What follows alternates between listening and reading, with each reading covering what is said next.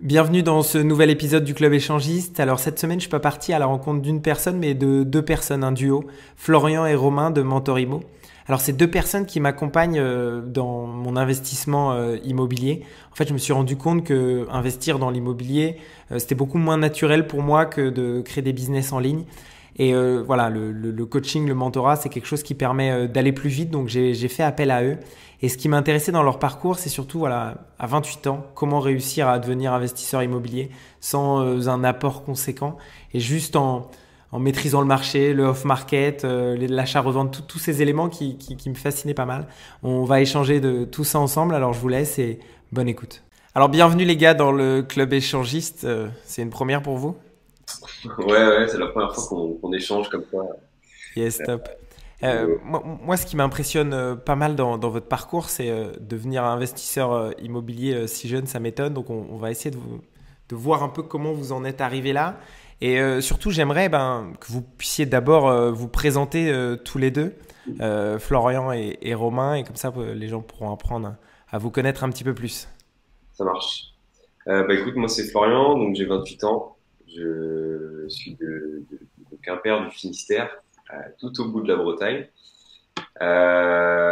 Mon parcours avant ça était tout simplement dans le salariat. Donc j'ai commencé à la suite de mes études dans l'électrotechnique et l'électronique à bosser pour une entreprise ici sur le secteur. Ça m'a pas forcément plu, donc j'ai changé. Je suis parti faire du contrôle, on va dire qualité sur la partie installation électrique dans un grand groupe français. J'y ai Ok. fait, j'y ai fait 4-5 ans. C'était pas forcément génial non plus, mais voilà, ça payait les factures et ça me permettait de commencer à mettre le pied à l'étrier sur la partie immobilier. Ok. Et puis petit à petit, l'immobilier est venu et les investissements ont suivi. Voilà. Ok, bon, on reviendra après. On va laisser Romain d'abord se présenter, mais sur vos premiers investissements et un peu comme des personnes qui étaient salariées, qui avaient un side project et qui sont devenus entrepreneurs. Je pense que vos premiers investissements immobiliers, c'était un peu votre side project. Mais d'abord, je Mhm. pense que je vais laisser la parole à Romain pour qu'il puisse se présenter. Bah écoute, salut Glenn, merci pour l'invitation déjà. Yes. Donc moi c'est Romain Barret, j'ai 28 ans. Pareil, je viens de Quimper. Alors je suis né à Quimper, mais je viens d'une petite ville à côté, à 20 minutes de Quimper, dans un petit bled paumé pas loin de chez Flo. Et pas loin de chez Glenn. C'est clair. Ouais, on est tous du secteur. Donc moi je viens pas du tout en fait de ce milieu-là, du monde de l'immobilier. J'y suis venu un peu par hasard par un gros déclic que j'ai eu à travers une expérience en fait que j'ai eue à l'étranger. Donc je viens en fait du monde de l'agricole. Mes parents sont Ok. exploitants agricoles. Donc j'ai commencé ma carrière entre guillemets. J'ai sorti de l'école. Je suis sorti de l'école et je suis parti travailler là-dedans. J'étais responsable d'une exploitation avicole. Donc je m'occupais de bâtiments avicoles en fait, tout ce qui est lié à la volaille. J'ai eu l'occasion de partir en Australie après, en fin 2012, début 2013. Et je suis parti quasiment 3 ans en fait, à l'étranger, travailler dans le domaine agricole et voyager en parallèle aussi. Et j'ai eu l'occasion en fait d'avoir une sorte de mentor en fait là-bas, qui m'a beaucoup appris parce que c'est quelqu'un qui avait fait fortune en fait dans son entreprise et qui investissait tout en immobilier. Et c'est comme ça que je suis arrivé en fait dans ce secteur-là, en fait. J'ai découvert l'immobilier grâce à ça, en fait. Et je suis rentré début 2015 et j'ai commencé à me lancer, en fait. Voilà, je voulais pas forcément rester en Australie, donc j'ai découvert ça là-bas et j'ai implémenté après en revenant en France, quoi. Ok, Et je d'accord. suis avoir différentes expériences depuis. J'ai monté une boutique de vélo parce que moi, je suis pas mal, je suis axé pas mal vélo, donc j'ai monté une boutique de vélo avec un mec sur Brest, sur Quimper, que j'ai quitté depuis l'année dernière en fait. Et en parallèle, je lançais mes activités en immobilier Ok. et également aussi. Et Voilà. pourquoi ce choix, les gars, à un moment de se dire la vie entre guillemets de salarié. Après, toi, Romain, c'est un parcours un peu différent. Tu n'étais pas salarié. Quand tu as repris, c'était reprendre l'exploitation des parents ou alors c'était d'autres choses Non, moi, que tu... j'ai toujours été salarié avant. Ok, d'accord. Salarié, j'étais responsable. J'ai toujours eu des postes de gestionnaire, entre guillemets. Ok, Euh, mais voilà, non, non, j'étais vraiment dans le monde. ok, ok. Tu étais salarié. Tu étais Et, dans la rat race. c'est ça. Donc, le Ok, souhait à la base, c'était vraiment de pouvoir récupérer cette liberté. J'ai ok, adoré. J'ai découvert cette facette que j'avais en moi. C'était, voilà, j'étais assez fan du voyage.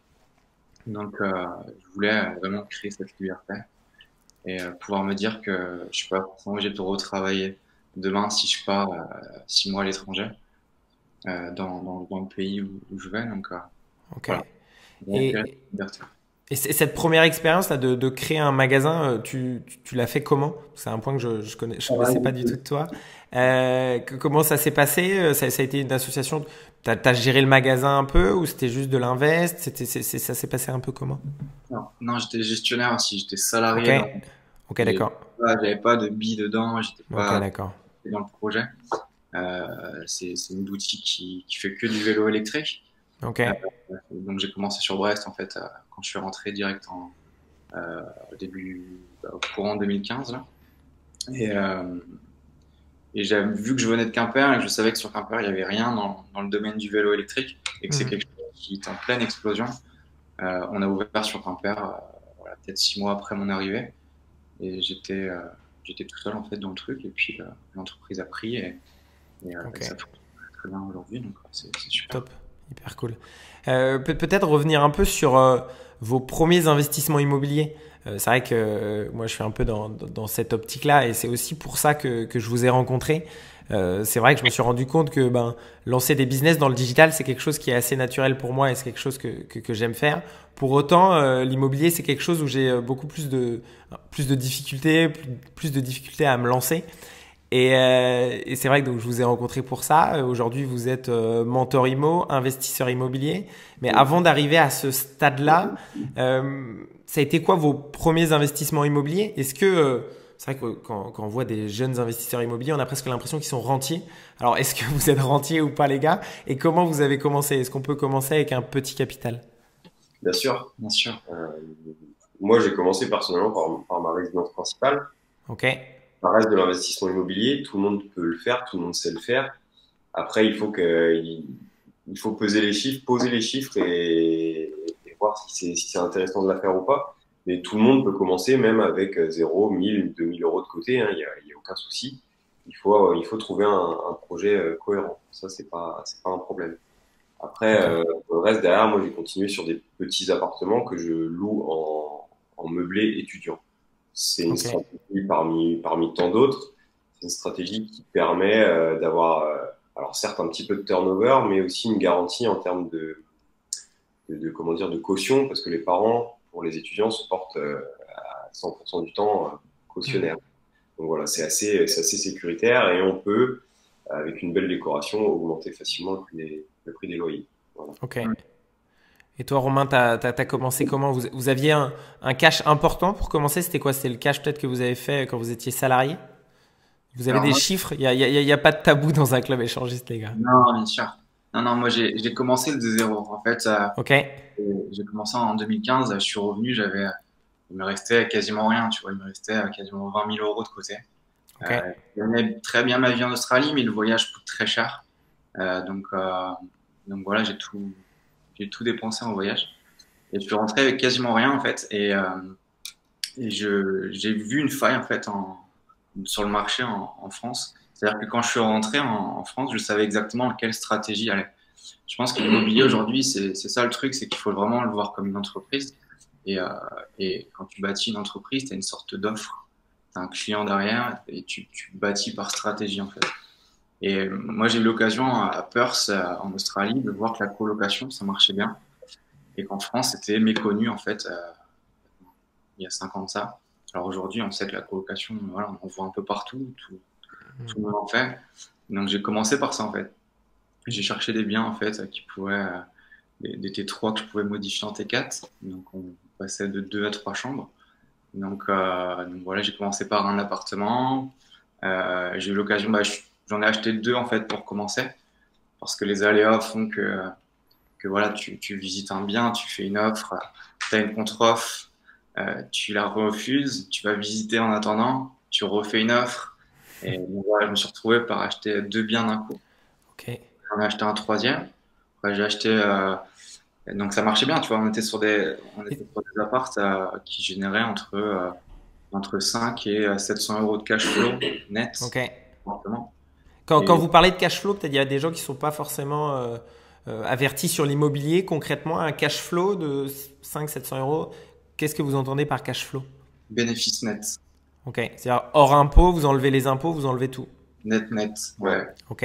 C'est ce qui reste dans la poche, quoi. Ok. Et juste une petite question parce que je pense que les gens vont s'interroger là-dessus. C'est-à-dire que vous dites, on n'avait pas d'argent et pour autant on a réussi à faire un bien, deux biens, trois biens, quatre biens.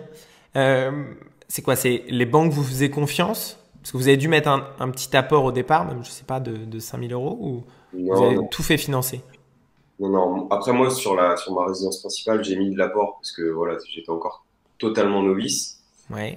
L'autre appartement, et je pense que Romain fait pareil, il n'y a aucun apport, c'est Ok. financé en totalité, donc travaux, frais notaires, frais d'agence et le prix du bien.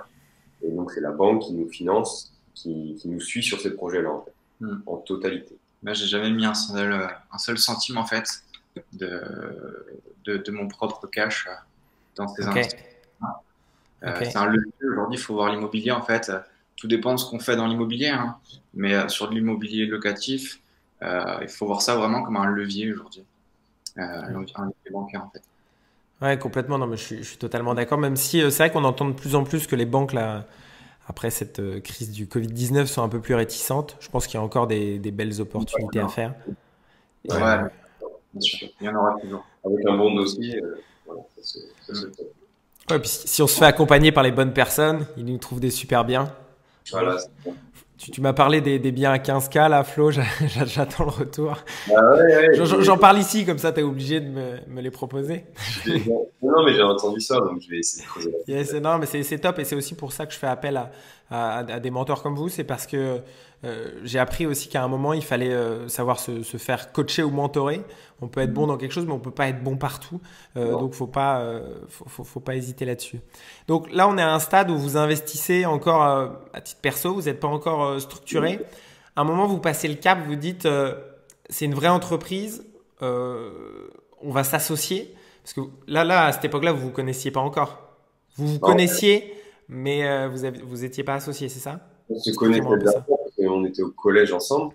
Ok. Euh, on se suivait sur Instagram, sur Facebook, voilà, les choses basiques. Mhm. Mais on se côtoyait pas plus que ça. Et en fait, petit à petit, à force de voir des stories à droite à gauche, on s'est mis à discuter et puis on s'est dit, bah, pourquoi pas s'associer pour essayer de créer quelque chose ensemble et de faire évoluer un petit peu tout ça et de jouer un petit peu plus gros. Voilà. Ok. Donc se dire de jouer dans la cour des grands et d'arrêter Bah ouais, de jouer petit, quoi. en fait, dans tout business, quand tu t'associes, ça te permet de grossir un petit peu plus vite. Alors, bien sûr, s'associer à la bonne personne, avec des profils qui, je pense, sont assez différents, mais qui se complètent au final. Et si tu t'associes à la bonne personne, tu peux aller assez vite, assez rapidement. Donc, Ok. ça te permet de grossir un petit peu plus vite. Non, complètement. On est Et, trois et chacun a ses propres qualités. ouais. Parce qu'en fait, aujourd'hui, donc vous avez créé, c'est quoi, une SARL? Une Une SS. SS, ouais. SAS? Ok. Et vous êtes à combien dans la SAS? Parce que je crois qu'il y a une troisième personne, c'est ça, qui vous a rejoint.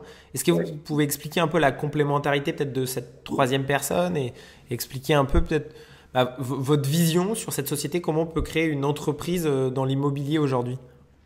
Bah, lui, en fait, donc Romain est plus sur la partie, on va dire, négociation et relationnelle, entre guillemets. Moi, je suis plus sur tout ce qui est recherche, études au niveau, entre guillemets, fiscal, hein, même si je suis pas fiscaliste, voilà, j'étudie le truc. Et on a la troisième personne qui, lui, est maître d'œuvre. Donc, lui, tout ce qui est travaux, voilà, il connaît ça de A à Z. Et ça nous permet d'être complémentaires à trois, en fait, et d'aller un peu plus vite. Après, enfin, pour nous, en tout cas, c'est que du bénéfice, quoi. Ouais, c'est top. Et votre business model, il est comment aujourd'hui? Aujourd'hui, comment vous vous financez? Comment ça fonctionne? Vous êtes au départ, donc vous n'êtes pas encore millionnaire. Comme ça, on refera un dès que vous êtes millionnaire. Euh, Comment aujourd'hui vous vous financez et comment est fait votre business model? Bah, c'est toujours en grande partie grâce aux banques qu'on va pouvoir investir. Ok, Mais après, étant donné qu'on est en SAS et que le but, c'est de faire, en gros, de l'achat-revente, ouais, on a une partie d'apport à mettre. Donc, en général, c'est entre 20 et 30% sur les projets qu'on fait. Donc, ok, il y a une partie d'apport à mettre qu'on récupère, bien évidemment, à la sortie, quoi. Mais ça peut être 6 mois, un an plus tard, voire plus si elle ne fait pas. Voilà. Donc, Donc il y a une aujourd'hui, financement et il y a une partie 20-30%, c'est du cash. ok, d'accord. Donc là, tu parles d'achat-revente, on parlait de location tout à l'heure, d'achat-revente. C'est vrai qu'aujourd'hui, les achats-revente me paraissent aussi une super solution pour faire du cash assez vite. Est-ce que vous avez des opérations comme ça qui vous ont un peu marqué? C'est vrai que des fois, nous, même sur le business digital, des personnes qu'on coach ont des freins en termes financiers. Est-ce qu'il y a des achats-revente où vous vous êtes dit, putain, là, je viens de me faire 30 000 euros en très peu de temps ou plus? Est-ce que vous avez des éléments comme ça un peu chiffrés à nous donner? Tu- Ouais, après on pourrait parler d'une affaire qu'on est en train de réaliser en fait, Ok, indirectement. Et tout est possible en fait. Tout est possible. C'est pas encore fait après, donc c'est compliqué d'en parler, mais il y a des gros coups à faire là-dessus, si tu veux. Là, on est sur un bien, investissement total de 1,8 million. ok, Derrière, il y a quasiment 2 millions, en sortie 2 millions. Il y a 300 000 euros de bénéfice. Ouais, c'est ça. ok, Net, net, net, ok. net. Et Voilà. c'est ça, vous évaluez, c'est un travail de combien de temps? En gros, là, est-ce que vous avez dans cette équation-là, il y a des choses que vous maîtrisez pas ou là vous vous dites, si la banque nous suit, on sait qu'on pourra faire ces 300 000? Ouais, bien sûr, si la banque nous suit, on sait que ça va tourner à ce niveau-là et ce sera peut-être même mieux. C'est toujours estimé dans le pire des cas, en fait, Ouais. Ok, en ayant une revente assez faible et en ayant un coût d'achat assez fort. ok, Donc, 300 000, c'est mini, quoi. Après, on peut s'en tirer mieux. ok, d'accord. Mais après, Et sur la durée, c'est un projet qui va durer 2 ans, quoi. On est on se voit comme des dénicheurs de pépites. On est là pour ok, faire des bonnes affaires et on travaille beaucoup en off-market. Hmm. Aujourd'hui, voilà, on est quand même présent sur tout ce qui est recherche digitale, mais beaucoup se fait en off-market et c'est un gros travail de réseau c'est du long terme en fait. Ça se bâtit pas comme ça. Donc, Mais après, mais un achat-revente, ça peut très bien se faire aussi sur une résidence principale, hein. bien sûr. C'est ce que tu as fait là, Flo? Parce que Ouais, c'est ce que je fais justement, pour parler des chiffres un petit peu plus Ouais. faibles, on va dire. Moi, je revends mon appartement, je signe le compromis de vente demain, je ressors avec 80 000 euros de bénéfice. Mm. Ok. Puis en plus sur la RP, je crois que c'est pas C'est pas, l'imposition pas est d'imposition. différente donc. Après, Non, moi, non, je suis venu à l'achat-revente aussi comme ça. Tu vois, j'ai tout revendu mes apparts et on était entre 25 et 33 000 euros de, de, de plus-value nette en fait par appartement. Donc c'est comme ça que je suis rentré dans le monde de l'achat-revente. J'ai fait ouais. aussi une RP pendant ce temps-là qui m'a Ok. dégagé 40 000 euros de plus-value nette. Donc voilà, il y a moyen de faire des petits coups aussi, tu vois. Mais Sur des qui sont pas des si petits coups que ça. C'est-à-dire que si tu arrives à faire une revente avec 40K, tu fais ça dans l'année sur ta RP. Bon, après, il faut pas le faire tous les ans parce que sinon la requalification va tomber. Mais c'est quand même des beaux coups, je pense, pour les gens qui nous attendent, même les Ouais, gens bien qui sûr. gagnent 40K net par an. euh, Ça doit Ah être, ouais, ça double, on c'est doit être sûr. après à la moitié des Français. Donc, je pense que c'est aussi des jolis coups et c'est ça aussi ce que je disais psychologiquement de se dire en fait c'est possible quoi. J'achète ma RP, je la rénove un petit peu, je reste 2 ans dedans, je fais les travaux qu'il faut et je peux m'en sortir. Donc des fois c'est aussi commencer l'investissement immobilier quand on est plutôt jeune, entre je sais pas, je dirais entre 25 et 30 ans. Bah, on peut aussi faire nos premiers coups comme ça, mettre un peu de cash de côté et pourquoi pas soit s'acheter une plus grosse résidence principale, se faire plaisir. Il y a aussi cette notion-là qui est importante. Vous aurez un conseil à donner à quelqu'un qui souhaite entreprendre dans l'immobilier ou qui souhaite même faire son premier investissement immobilier même plutôt? Le premier conseil, c'est de se faire entourer, en fait. Ouais. Venez voir Mentor Immo. Non, mais ouais. Nous, quelqu'un d'autre, mais ouais, Yes. entourer pour définir sa propre stratégie en fait. Et Ouais, je suis assez d'accord. et arrêter de suivre un peu tout et rien sur les réseaux qui te disent de faire de l'immeuble de rapport, de faire ci, ça, alors que ça ne correspond pas forcément à ta situation. Non, il faut définir ta propre stratégie et définir vraiment ce que toi, au fond de toi, tu as envie de faire. Ouais, complètement. C'est un monde très vaste. Tu vois, c'est pour ça que je disais que c'était des petites opérations, parce que ça peut paraître gros, mais dans le monde de l'immobilier, je peux te garantir que c'est des petites opérations. Ouais, Et complètement. c'est pour ça que nous, si on pouvait donner un conseil aujourd'hui aux gens, c'est déjà d'avoir cette vision de voir grand, d'essayer d'élargir. C'est un problème qu'on a en France aujourd'hui, c'est que tout est bridé. Tous les gens, ils ont des plafonds de verre au-dessus de leur tête, et ça, c'est un gros problème. Donc, te lancer, on a besoin d'investisseurs en France, on a besoin d'entrepreneurs immobiliers. On a l'impression qu'il y a beaucoup de gens qui s'y intéressent en France, mais on est en manque de ça. Aujourd'hui, il faut savoir que 80% des gens qui vont essayer de se former sur le web là-dessus ne passeront jamais à l'action, en fait. Donc voilà, s'entourer physiquement de personnes qui ont fait ce que vous voulez faire.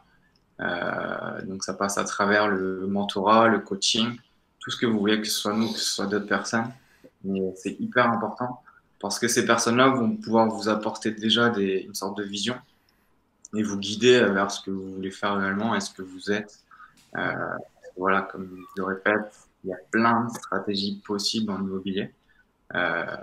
C'est un monde très vaste. Et puis c'est un monde de réseau, quoi. Donc il faut avoir c'est un monde de requins, entre guillemets, où il faut pouvoir réseauter avec des puissants, parce que c'est quand même un pilier qui existe depuis la nuit des temps, et il y a des gens qui sont très bien installés et qui ont une puissance qui est assez phénoménale. On se rapproche toujours plus ou moins de la politique. Aujourd'hui, on essaie d'aller réseauter. On n'est pas du tout lié à la politique. Moi, je suis quelqu'un qui n'a jamais voté. Mais voilà, on est obligé d'aller fréquenter des cercles comme ça quand on passe certaines étapes. Mais c'est important de voir grand, quoi. Il y a des coups à faire. C'est bien de commencer par des petites choses. Voilà, un appartement, une petite maison. C'est assez facile à faire. Et puis après, d'enchaîner. De toute façon, quand on met le doigt dedans, en général, et qu'on a la bonne vision dès le début, on ne s'arrête pas à 1 ou 2 investissements. Ouais, complètement. Le plus dur, c'est presque de mettre, je pense, le doigt dedans. Le plus dur, c'est de passer à l'action. Ça peut faire peur, parce qu'il y a quand même des sommes engagées. N'est-ce pas, Glenn? Ouais. Non, c'est clair. Non, mais je suis 100% d'accord là-dessus et je suis aussi d'accord sur votre stratégie. C'est vrai qu'on parlait tout à l'heure de ce bien à 1,8 million. Parce qu'en gros, aujourd'hui, votre stratégie, c'est principalement de la division. C'est vrai qu'on n'a pas parlé de comment vous arriviez de 1,8 million à 2 millions et quelques. C'est surtout aujourd'hui, vous prenez des grands biens, vous les divisez, vous les rénovez et vous les revendez par petits lots, quoi.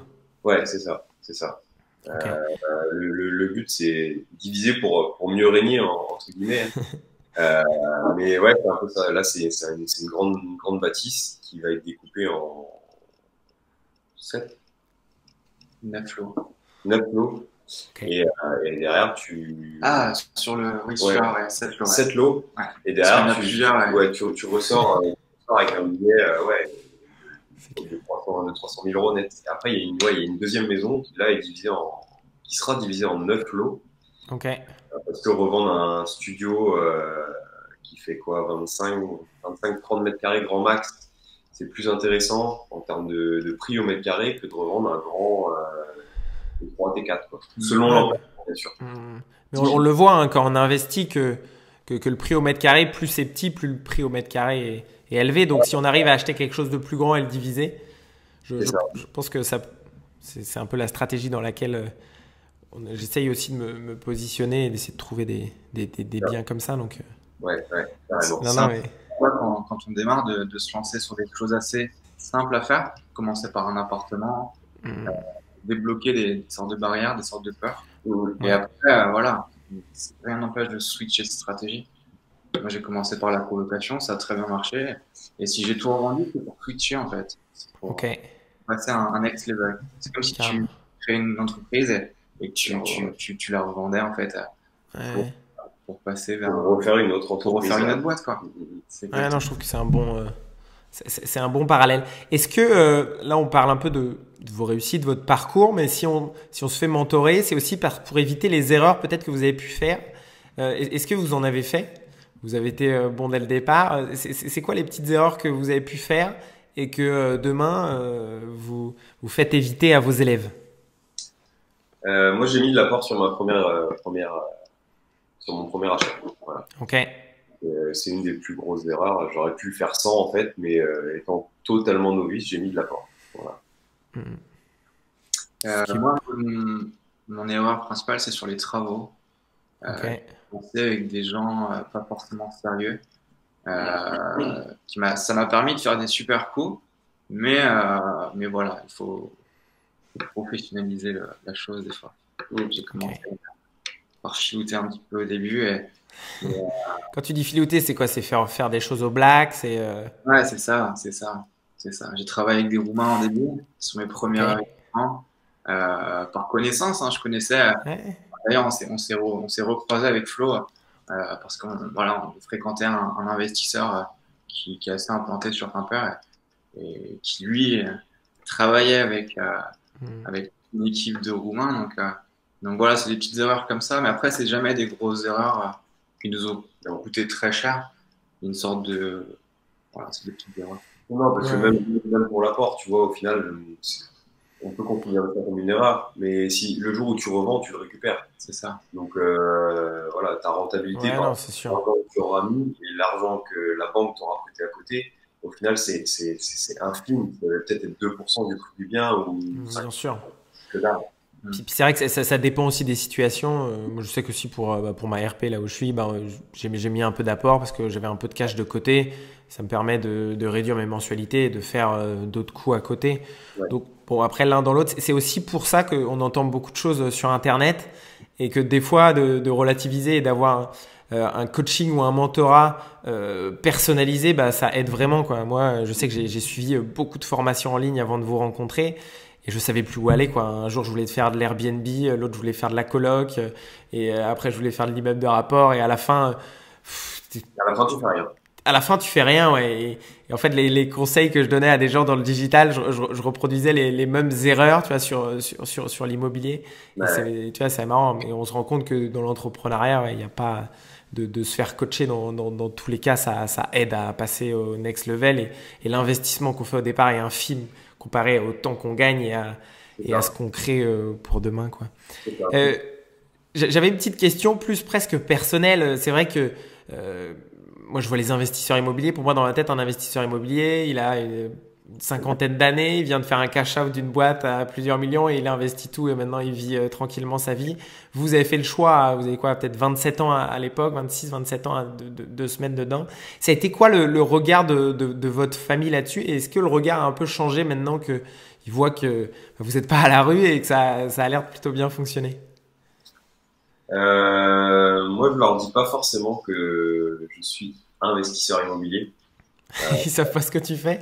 Bah, si tu veux, j'ai un rôle aussi à côté de conseiller. Donc, voilà, Ouais, ils savent que je fais ça. ouais, Bon, c'est plutôt ça mon activité principale, mais la partie investissement, je leur en parle pas trop. ok. D'une, j'ai pas envie de forcément en discuter. J'ai pas envie d'avoir des réflexions négatives parce que forcément en France Hmm. c'est tabou entre guillemets. Donc du coup, je leur en parle pas plus que ça. Ok. C'est presque dommage. Est-ce que tu as peut-être un autre entourage que tu t'es créé auquel tu peux parler, peut-être? Parce que c'est vrai que c'est frustrant quand on peut pas Bah, parler. ça va être Romain, ça va être notre troisième associé, ça va être Pauline, ma conjointe. Voilà, c'est principalement ça. Ok. C'est vrai que même t'en parles pas forcément à tes potes ou à... À mes potes, un petit peu, parce que certains s'intéressent, commencent à s'intéresser et à voir que voilà, ça marche et qu'ils aimeraient bien aussi commencer à construire un patrimoine. Mais après, quand c'est la famille, j'ai des gens dans ma famille qui sont dans le bâtiment et j'ai eu beau deux, trois fois commencer à leur dire, voilà, on peut faire ça sur ça. Et non, ça rentre pas en fait. Ouais. Il y a vraiment des barrières psychologiques qui sont trop importantes et Ils vont tant pis, comprendre quoi. le fond, mais il y aura toujours un moment où ça va bloquer, où ils vont dire non, mais non, c'est pas possible. Et du coup, ça part même sur un autre sujet sans que moi j'ai décidé de partir sur un autre sujet. Ok. Vraiment le Ouais, donc truc, tu sens que ouais, c'est pas ça. ouais, voilà, donc j'arrête, puis voilà, c'est comme ça. Ok.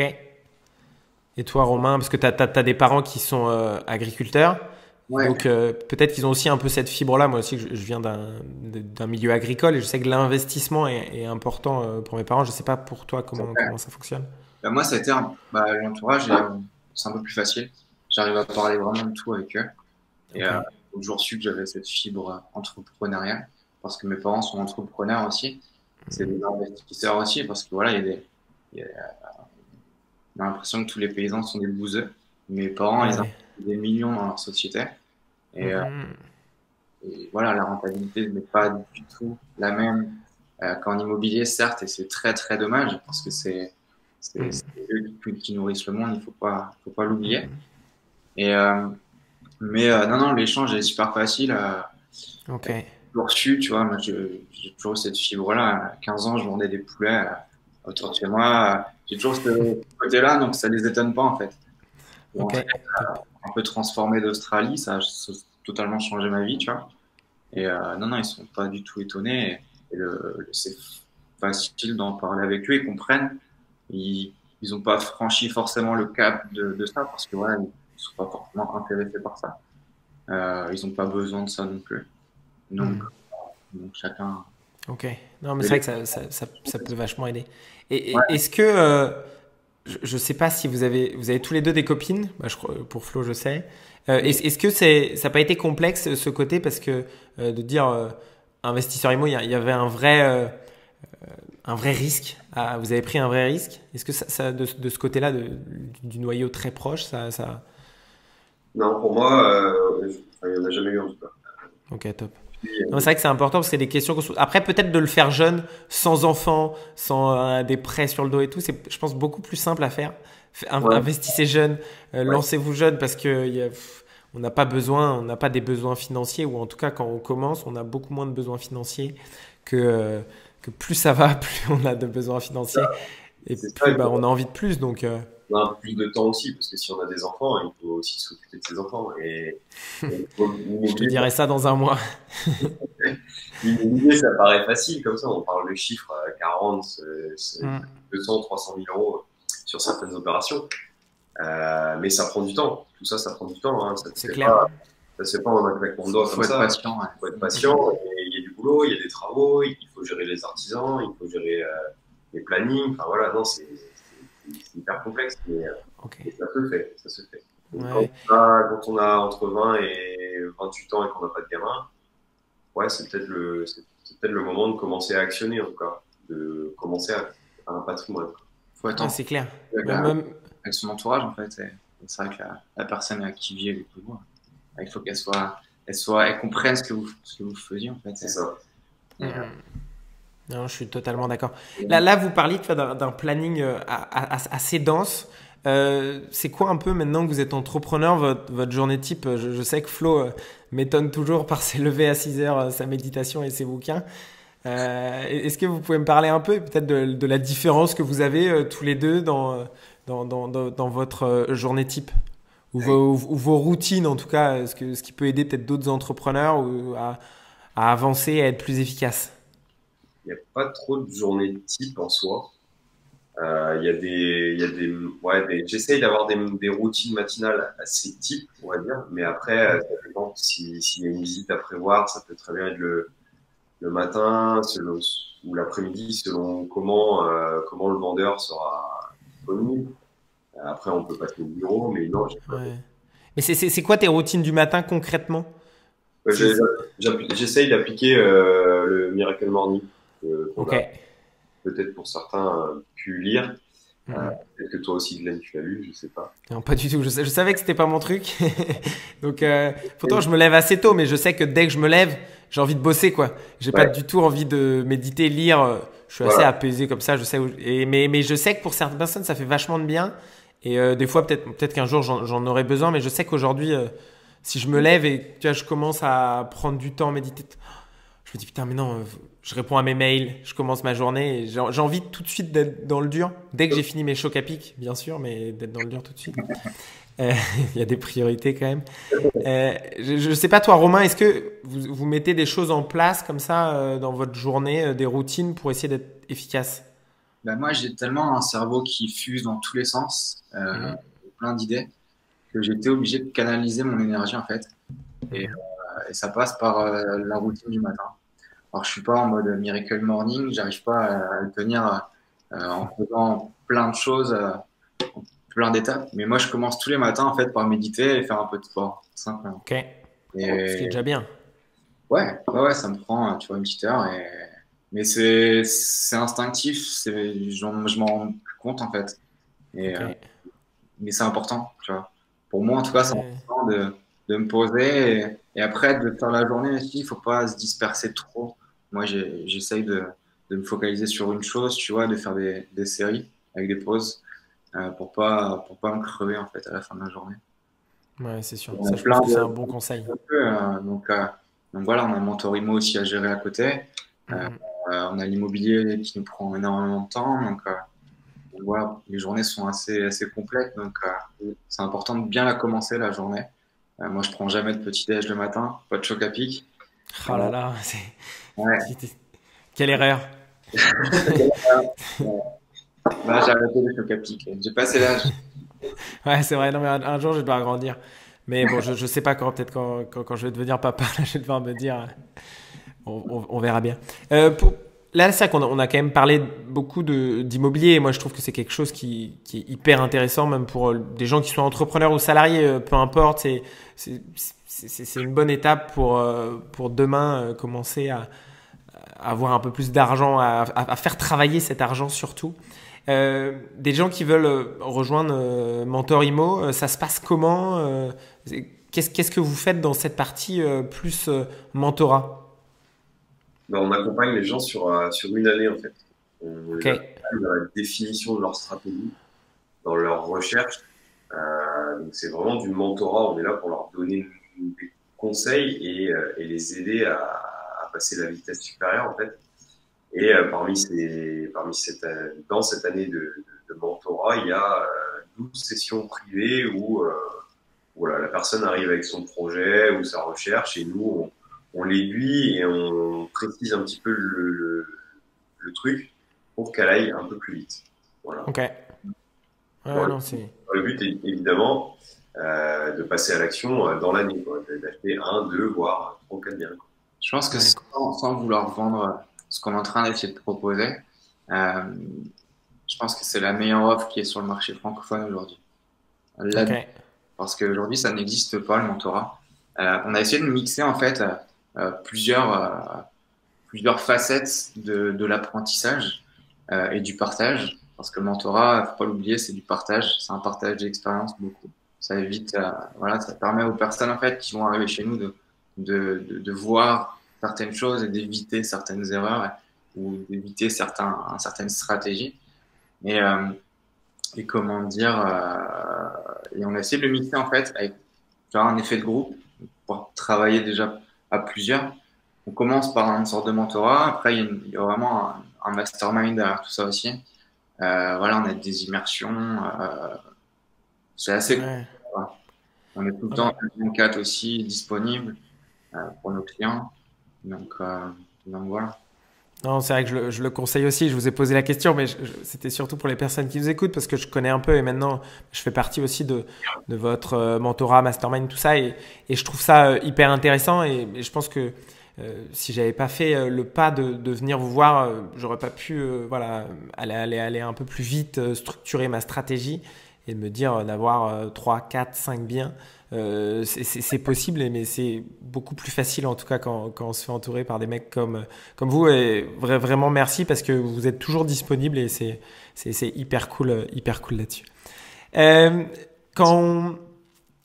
Pour terminer le club échangiste, souvent je pose une question. L'objectif du club échangiste, c'est d'échanger quelque chose. Alors, au lieu d'échanger nos femmes, le mieux, ça sera, je pense, surtout d'échanger peut-être votre métier demain. Demain, si vous devez échanger votre métier, vous échangerez par quoi? Vous aimeriez faire quoi demain si c'est pas de l'investimo? Il y en a plusieurs, je pense. Enfin, Quand tu parles du métier, c'est dans l'immobilier, hein. C'est Non, pas forcément. Tu vois, si demain, je sais pas, pour X raisons, vous en avez marre de l'immobilier, vous voulez faire autre chose, vous avez d'autres envies, ça serait quoi? Ça serait, je sais pas, devenir paysagiste, devenir pilote de ligne, devenir médecin. C'est pas toujours évident. Voilà, ça serait quoi peut-être, vous dites demain, si j'ai d'autres envies, ça serait quoi? Moi, je pense que ça serait l'humanitaire. Ok, Ouais, ça serait l'humanitaire de partir dans des pays qui n'ont pas la richesse qu'on a en France. Euh, et ouais, je pense que ça serait ça. ok, stylé. et moi, je pense que ce serait de gérer une association, mais plus dans le foot. Tu vois. Ok, Euh, président. ouais, je me vois bien, tu vois. Essayer de faire quelque chose et grimper. Ok, C'est un peu de l'entrepreneuriat au final, hein, donc essayer de ouais, complètement. faire grimper un club, le faire évoluer et le structurer de plus en plus, quoi. Hmm. Ok, pourquoi pas. Bon, ben, on reprendra soit l'US Lénon ou Briec. Je suis déjà dans le bureau à Briec, donc Ok, bon, ouais, c'est plus facile. Ou voilà. le FC Suz à Rennes, hein, peut Ouais, aussi on peut, très bien fonctionner. on peut. Bon, bah, merci beaucoup les gars pour cet échange. En tout cas, je mettrai tous les liens pour les gens qui veulent vous contacter en dessous de la vidéo ou en dessous le podcast. Et puis, bah, on se dit à très vite pour des futures pépites que vous me trouvez. Et Ouais, comme ça, on fait une offre et c'est parti. ça roule. Pas de Merci. souci. Super les gars. Bon, allez, ciao. À très vite. Salut. Salut. Salut Yann, merci. Alors j'espère que cet épisode vous a plu et si tel est le cas, n'hésitez pas à vous abonner à notre chaîne YouTube, ça nous aide énormément. Et puis pour les personnes qui souhaitent aller plus loin dans l'investissement immobilier, n'hésitez pas à contacter Mentor Immo. Je passe par eux et je peux vous dire que c'est du mentorat qui permet d'aller beaucoup plus vite que si on va tout seul, un peu comme nous, le coaching qu'on peut faire pour les entrepreneurs pour leur business en ligne ou physique, bah, ça va aussi beaucoup plus vite pour eux. Et puis pour tous les autres, je vous dis à un prochain épisode du Club Échangiste. Ciao.